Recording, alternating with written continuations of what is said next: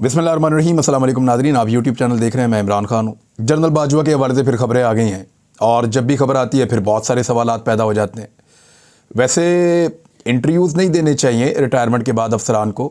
2-2 साल तक तो ये वैसे ही चुप रहते हैं, लेकिन जनरल बाजवा खामोश रह नहीं पा रहे। वो चाहते थे कि गुमनामी की ज़िंदगी गुजारें, लेकिन गुमनामी की ज़िंदगी शायद उन्हें रास नहीं आ रही। अब जो जनरल बाजवा ने कहा है मैं आपको बताता हूँ और फिर सवालात आपके सामने रखेंगे। बल्कि जनरल बाजवा सारी चीज़ें बता रहे हैं जावेद चौधरी साहब को, और जावेद चौधरी साहब उनको कॉलम्स में लिख रहे हैं। लेकिन इसका काउंटर कैसे होगा? मेरे ख्याल में चलते हैं और इमरान खान साहब से मिलते हैं और उनसे पूछते हैं कि जनरल बाजवा ने आपकी ज़ात को लेकर ये बातें क्लेम की हैं, ताकि पूरा सच बाहर आए ना। एक तो सच वो है जो जनरल बाजवा बता रहे हैं, दूसरी तरफ का सच तब पता चलेगा जब इमरान खान साहब बताएंगे। अब ये वादा था और तय था कि जो मुलाकात, और ये जनरल बाजवा ने वादा लिया था कि खुफिया मुलाकात होगी इमरान खान के साथ। तो अगर खुफिया मुलाकात थी तो फिर भांडा किसने फोड़ा? जनरल बाजवा ने फोड़ा। तो अब जनरल बाजवा ने क्योंकि बात का आगाज़ कर दिया है, तो इमरान खान का पॉइंट ऑफ व्यू इसके ऊपर क्या है, बहुत जल्द आपको हम बताएंगे कि ये जो एक प्रोपेगेंडा हो रहा है, इसके जवाब में इमरान खान साहब के पास कहने के लिए क्या है, आपके सामने रख देंगे। पहले इसी पे बात कर लेते हैं कि जनरल बाजवा साहब ने कहा क्या और वो कौन सी चीज़ें हैं जिन पर वो जोर दे रहे हैं। यानी जनरल बाजवा कहते हैं कि अगर पीटीआई वाले मुल्क के लिए ख़तरनाक थे, वो ये कहते हैं इमरान खान मजीद वज़ीर आज़म रहते तो मुल्क ना रहता। यानी जनरल बाजवा मुल्क के लिए बहुत मुफीद थे और इमरान खान मुल्क के लिए ख़तरनाक थे। अगर इमरान खान मजीद वज़ीर आज़म रहते तो मुल्क ना रहता। ज़रा जुमले पर गौर कीजिएगा आप। जनरल बाजवा कह रहे हैं कि अगर इमरान खान मजीद वज़ीर आज़म रहते तो मुल्क ना रहता, इसीलिए उन्हें रास्ते से हटाना पड़ा। यह आखिरी जुमला मैंने बोला है। जनरल बाजवा ने अपनी सियासी नापसंदीदगी इस इंटरव्यू में बता दी है। ये मैं आपको पढ़ के सुना रहा हूं। जुमला लिखा हुआ है कि इमरान खान पीटीआई वाले जो मुल्क के लिए खतरनाक थे, इमरान खान मजीद वज़ीर आज़म रहते तो मुल्क ना रहता, इसीलिए इमरान खान को हटाया ना। यानी जनरल बाजवा को यह लगता था कि इमरान खान अगर मजीद वज़ीर आज़म पाकिस्तान रहे तो मुल्क नहीं रहेगा। यह बहस अपनी जगह पे है कि मुल्क रहता है या नहीं रहता। यह बहस अपनी जगह पे है कि जनरल बाजवा के रहने से मुल्क को नुकसान होता या इमरान खान के रहने से मुल्क को नुकसान होता। यह बात अपनी जगह पे है कि अगर जनरल बाजवा दोबारा एक्सटेंशन ना लेते जो पहली दफ़ा उन्होंने ली थी, तो शायद ये एक बेहतर मुल्क होता, शायद जो है कौम का लूटा हुआ पैसा वापस बरामद हो जाता। अब तो यह भी सामने आ गया है कि जनरल बाजवा ने टिकट हाथ में थमाकर शहबाज शरीफ के उस बेटे को मुल्क से फरार करवाया था जिसने सारी मनी लॉन्ड्रिंग वाली गेम की हुई थी। तो जनरल बाजवा ने यह किया था या इमरान खान ने किया था? इस बहस पे बाद में बात करते हैं। जनरल बाजवा का यह क्लेम कि उनका सियासत में कोई किरदार नहीं था, वो यहां गलत साबित होता है। वो ये समझते थे कि इमरान खान अगर वज़ीर आज़म रहा तो मुल्क नहीं रहेगा, उनके दिमाग में यह था। तो क्या इसीलिए उन्होंने इमरान खान की हुकूमत को गिराया? क्या ऐसी सूरत हाल में कोई फौजी जर्नैल अपने आप को गैर जानिबदार रख सकता है? बड़े बड़े सवालात पैदा हो रहे हैं। इसीलिए मैं कहता हूं कि गुमनामी में रहें। जनरल बाजवा साहब जितना बोलेंगे उतने सवालों के जवाब आपको देने पड़ेंगे। आपने बहुत कुछ ऐसा किया इस मुल्क में जिनके जवाब ये कौम मांगेगी। मैं सिर्फ एक जुमले पे बात कर रहा हूं, 10 मिनट आपसे इसके ऊपर सवालात पूछे जा सकते हैं। आपको यह कैसे लगा कि इमरान खान मजीद वज़ीर आज़म रहते तो मुल्क ना रहता? इस मुल्क ने तो जनरल साहब आपके 4 जर्नैलों के मार्शल लॉ जो है उनको बर्दाश्त कर लिया है। इस मुल्क ने तो जनरल मुशर्रफ को, जनरल ज़िया को, जनरल अयूब को और जनरल याया को, इनको बर्दाश्त कर लिया है। इस मुल्क ने तो ऐसी ऐसी तबाहियां बर्दाश्त की हैं, एस्टेब्लिशमेंट के हाथों जहां फेरी गई हैं, उसके बावजूद यह मुल्क आज रह रहा है। दहशतगर्दी की सबसे खौफनाक जंग लड़के भी यह मुल्क कायम है। तो आपने कैसे यह नतीजा अखज़ किया कि इमरान खान रहते तो मुल्क ना रहता? और फिर उसके बाद आपने उसके लिए किया क्या? फिर कैसे हो सकता है कि आप इमरान खान को ना निकालते क्योंकि मुल्क खतरे में था? फिर तो आपको निकालना पड़ना था। और अगर आपने निकाला है तो फिर आपने सियासी मुदाखलत की है। दोनों जगह पे जनरल साहब फंस जाते हैं। अब जनरल साहब क्या कह रहे हैं?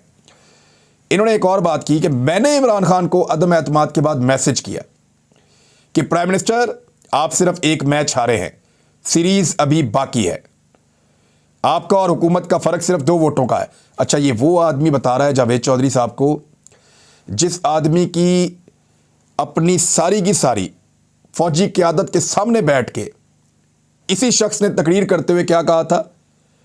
इन्होंने कहा था कि हमारा तो सियासत से ताल्लुक ही कोई नहीं है, हमने तो अपने आप को इर्रेलेवेंट किया हुआ है, हम तो कोई किरदार ही अदा नहीं कर रहे। और एक ऐसे शख्स को जो साबिक वज़ीर आज़म है उसको पैगामात क्या भेज रहे हैं? डायरेक्टली भेजा है, खुद क्लेम किया है कि मैंने मैसेज करके कहा कि आप सिर्फ मैच हारे हैं, सीरीज अभी बाकी है। यानी उनको सियासी मशवरे दे रहे हैं इमरान खान को। 2 वोटों का फ़र्क है। आप कौमी असम्बली से इस्तीफे देने की गलती ना करें, और ये गलती पहले बांग्लादेश में हुई थी और हसीना वाजिद जो है उसने पूरी पार्टी तबाह कर दी थी। आप असम्बली में रहें, आपको दोबारा मौका मिल जाएगा। लेकिन इमरान खान ने मेरा जवाब नहीं दिया, यूँ मेरा और उनका राब्ता ख़त्म हो गया। फिर बाद में 2 मुलाकातों को भी बताया, बाद में इस पर बात करेंगे। लेकिन जनरल बाजवा साहब, आप जितनी दफ़ा बोलेंगे उतनी दफ़ा आपको सवालात का जवाब देना पड़ेगा। यानी आप अपने आप को सियासत से बाहर बता रहे थे, आप मुलाकातें भी कर रहे थे खुफिया, आप मुलाकातें करने के अलावा आप मैसेजेस भी कर रहे थे इमरान खान को जिनका जवाब इमरान खान नहीं दे रहे थे। तो फिर आप तो पूरी तरह सियासत में इन थे। फिर आपने ये राय कैसे कायम की कि इमरान खान रहा तो ये खुदा न खास्ता मुल्क नहीं रहेगा? भाई, मुल्क गलत फैसलों की वजह से ख़राब होते हैं। मुल्क कभी भी सियासी जमातों की वजह से नहीं टूटते, ना ख़राब होते हैं। इससे पहले जब बांग्लादेश अलग हुआ तो वो भी जो गलती थी वो पाकिस्तान की इस्टेब्लिशमेंट की थी, और जो असल में लोगों की सियासी एक वाबस्तगी एक पार्टी के साथ थी जो अक्सरियत में थी, उनकी बात नहीं मानी गई। अब तारीख में हर चीज़ लिखी हुई है, उससे भाग तो नहीं सकते। जनरल बाजवा ने इसको ख़राब करने की कोशिश की है, कह करके नहीं वो एक सियासी गलती थी, सियासतदानों पर डालने की कोशिश की। और वो सियासतदान भी ऐसे अजीबोगरीब हैं, बिलावल वगैरह, उनका मुंह ही नहीं खुला। भाई निकल कर बताओगे तुम्हारे नाना की गलती नहीं है, भाई निकल कर बताओगे याया खान की गलती है, निकल कर बताओ कि वो डिफीट कैसे हुई थी। इसके बारे में कोई बात करने के लिए तैयार नहीं है, डरते हैं लगता है।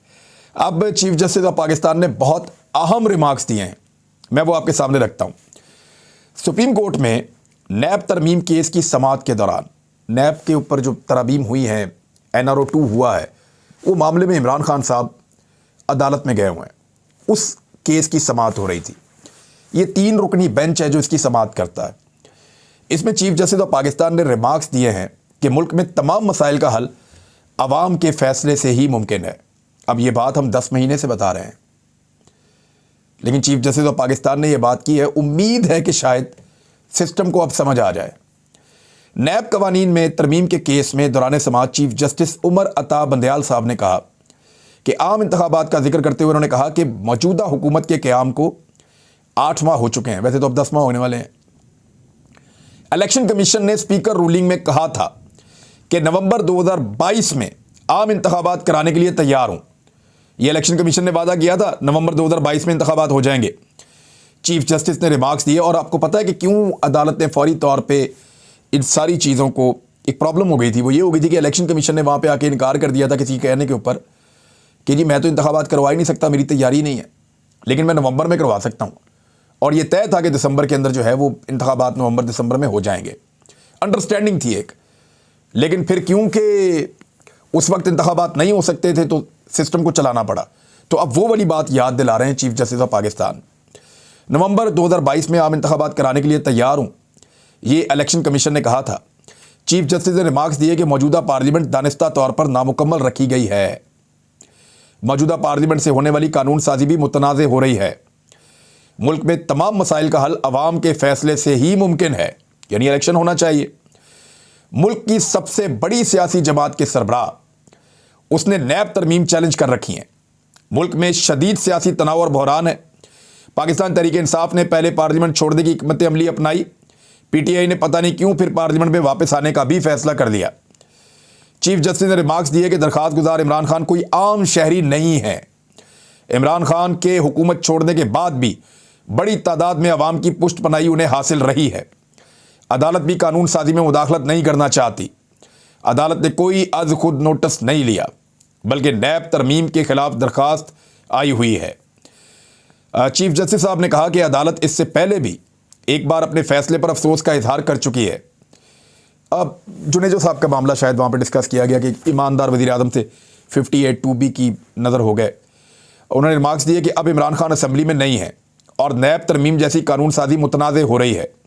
इस केस में इमरान खान का हक़ दावा होने या ना होने का मामला बनता ही नहीं है। यानी ये तो मामला बिल्कुल क्लियर है कि आप ये कहेंगे इमरान खान इसमें दावा कर सकते हैं या नहीं कर सकते, वो एक्चुअली कर सकते हैं, क्योंकि नैब तरमीम जो है वो इस तरीके से की गई हैं कि तमाम जो मुजरिम हैं उनके केसेस माफ़ हो रहे हैं। वफाकी हुकूमत के भी वकील थे वहाँ पे, मखदूम अली खान, उन्होंने अपने दलाइल में कहा कि तारीख में कभी नहीं हुआ कि सियासी बाजी हारने के बाद कोई शख्स पार्लियामान से निकलकर अदालत आया हो। इस तरह सियासत को अदलिया में और अदलिया को सियासत में धकेला गया है। वो ये कह रहे हैं कि इमरान खान साहब अदालत में क्यों आ गए हैं, पार्लियामेंट के अंदर थे, वहाँ से निकल के अदालत में आ गए हैं। तो अब इसके ऊपर जस्टिस मंसूर अली शाह ने जवाब दिया। उन्होंने फरमाया कि एक शख्स जब अकलियत में है और उसके हुकूक मुतासिर होंगे तो वो अदालत के सिवा और कहाँ जाएगा।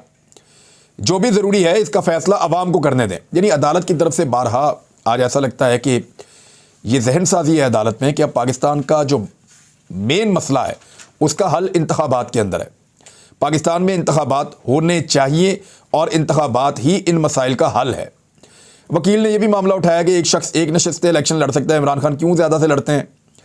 तो इस पे ये कहा गया कि जुल्फ़िकार अली भुट्टो ने भी एक से ज़्यादा नशस्तों से इलेक्शन लड़ते हैं, वैसे शहबाज शरीफ भी लड़ते हैं, नवाज शरीफ भी लड़ते हैं, सारे ही लोग जो हैं बड़े लीडर्स वो एक से ज़्यादा सीटों से इलेक्शन लड़ते हैं। उसकी दो वजूहात है, एक तो वो साबित करना चाहते हैं कि वो पूरे मुल्क में मकबूल हैं, और दूसरा वो डरते भी हैं कि अगर एक आधी हार गए तो दूसरी से वो जीत जाएंगे, तो इस तरह कामयाबी हो जाएगी।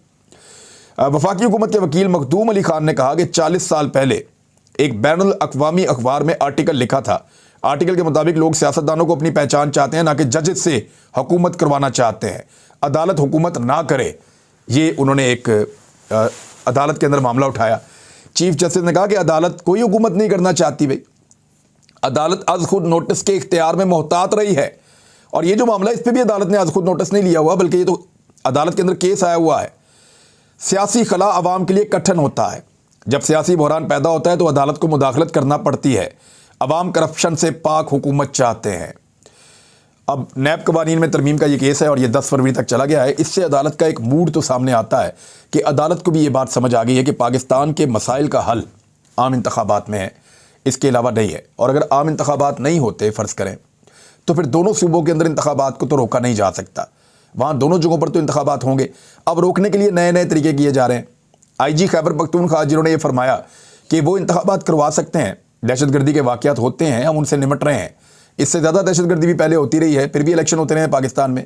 तो उन्होंने कहा जी इंतखाबात करवाए जा सकते हैं, कुछ नफरी कम है उसमें, FC की और दीगर जो सिक्योरिटी फोर्सेस हैं उनकी मदद मिल जाएगी।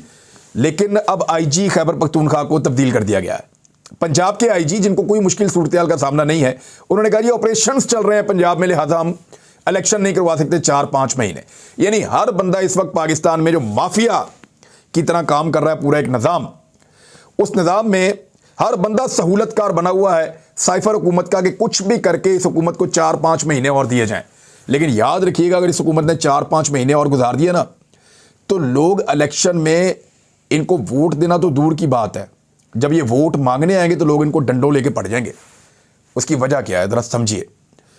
बिजली बनाने के इनके पास पैसे नहीं है, महंगाई का एक उरूज आ रहा है जो अगले चंद महीनों में लोगों के ऊपर ये बोझ पड़ेगा। उसके अलावा जब महंगी बिजली बनेगी और गर्मियों के अंदर बिजली की लोग कीमत नहीं दे पाएंगे तो बहुत बड़े पैमाने पर लोड शेडिंग होगी और लॉसेज ये कंट्रोल कर नहीं पा रहे। तो गर्मियों में लोगों को 10-12 घंटे भी बिजली मिल जाए तो बहुत बड़ी बात होगी, और वो जो 10-12 घंटे की बिजली है उसका बिल 24 घंटे की बिजली से भी ज़्यादा आएगा। तो फिर लोग इनको किन अलकाबात से और किन अल्फाज में याद करेंगे, आप इस बात को ज़्यादा बेहतर अंदाज से समझ सकते हैं। अब वज़ारत दाखिला भी ये कह रही है कि फ़ौज इंसदाद दहशतगर्दी और मरदमशुमारी में मसरूफ़ है, इंतखाबात के लिए सिक्योरिटी की फराहमी मुमकिन नहीं है।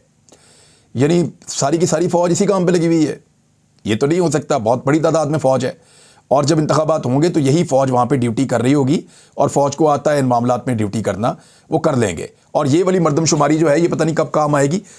ये जो इंतखाबात है ये पुरानी मरदमशुमारी के ऊपर करवाए जाएंगे।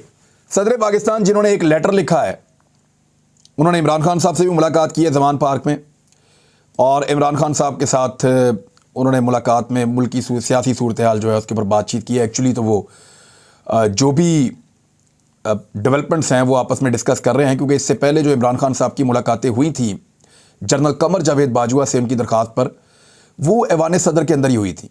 और सदर आरिफ अलवी बहुत इम्पॉर्टेंट शख्सियत हैं इस वक्त क्योंकि उनके पास आईनी तौर पे कुछ इख्तियारात हैं जिन्हें वो इस्तेमाल कर सकते हैं। वो किसी भी वक्त शहबाज शरीफ को एतमाद का वोट लेने का कह सकते हैं।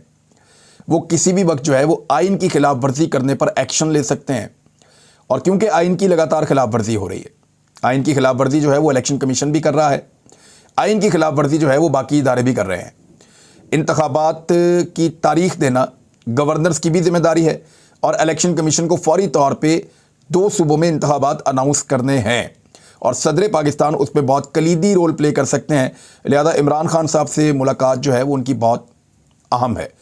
अब उस मुलाकात में क्या हुआ ये बातें बाद में खुलेंगी, लेकिन फ़िलहाल एक मुलाकात हुई है। इलेक्शन के हवाले से शहबाज शरीफ को मिले हैं जी PMLN के लोग और उन्होंने हाथ खड़े कर दिए। उन्होंने कहा कि मियाँ साहब ये महंगाई हमारी जमात को इंतखाबात के अंदर बहा कर ले जाएगी। आप आज इंतखाबात करवा लें, 6 महीने के बाद करवा लें, हमारे पल्ले कुछ नहीं बचा। ये अंदरूनी कहानी है। शहबाज शरीफ साहब से मुख्तलिफ लोग मिले हैं PMLN के और जो ज़राए हैं वो ये बता रहे हैं कि महंगाई के सताए अवाम के दिली जज्बात वज़ीर-ए-आज़म तक पहुँचाए गए हैं। अरकान ने कहा कि अवाम महंगाई, बेरोज़गारी और गिरती हुई मईशत के मसाइल की वजह से बेइंतहा परेशान है। अगर इंतखाबात हुए तो पार्टी को महंगाई की मौजूदा लहर बहा कर ले जाएगी। शहबाज शरीफ ने कहा कि मुल्क में महंगाई की लहर का अंदाज़ा है। माशी सूरत-ए-हाल वाकई बहुत ज़्यादा ख़राब हो चुकी है। इस माशी सूरत-ए-हाल में समझ नहीं आ रही कि क्या किया जाए। और फिर उन्होंने कहा कि इमरान खान की गलतियां हम भुगत रहे हैं। तो मैं दोबारा आपको याद दिला दूं कि इमरान खान साहब ने 40 दिन तक पेट्रोल 10 रुपये सस्ता बेचा है। मियाँ साहब आप 2 महीने तक पेट्रोल 20 रुपये महंगा बेच देते, नुकसान पूरा कर लेते।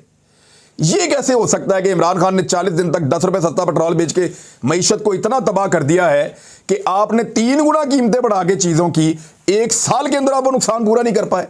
लोग बेवकूफ़ नहीं हैं। इलेक्शन आने दें, लोग आपको बताएंगे।